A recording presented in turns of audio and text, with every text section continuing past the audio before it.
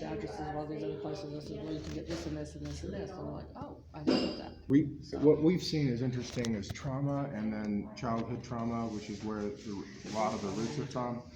They say that it changes the brain. So what we see from our work is that you have individuals that information and more information is overload.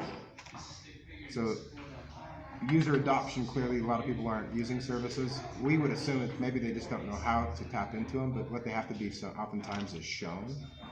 And so advocacy oftentimes is walking with those that you choose. Well, you know what? This could add into this. A pop-up. What if we say one day decided we could try to help people if they need transportation to go to say workforce services in the office downtown, get a map of all of them and see if we can make arrangements to help get them there, because that's the other thing. If they don't have an income, Yep.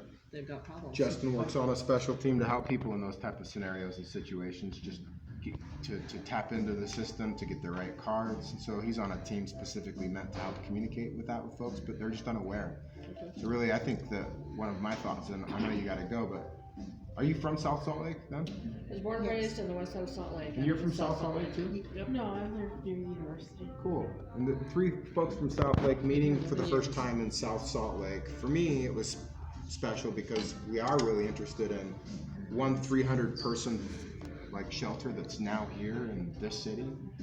And we were there the other day watching, and it was interesting. The people that are there that were there before, the other road home are there, and they're amazing. We're happy that they're there and they've got their brains and their ways of doing things. But oftentimes, experiences that we could be part of, they're looking for volunteers and outreach. So they're looking for all the things that we're talking about right here at home. And they don't know that we exist yet. And so I like this place because it's easy for me and Justin to get to, but anybody along the corridor.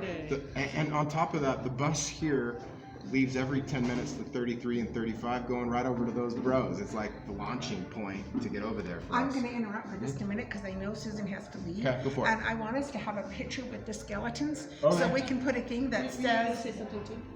Well, I was just going to say, I've been to the shelter now 3 times in the last week. let's keep talking as we move over to this. And I'm going to go ask the guy again.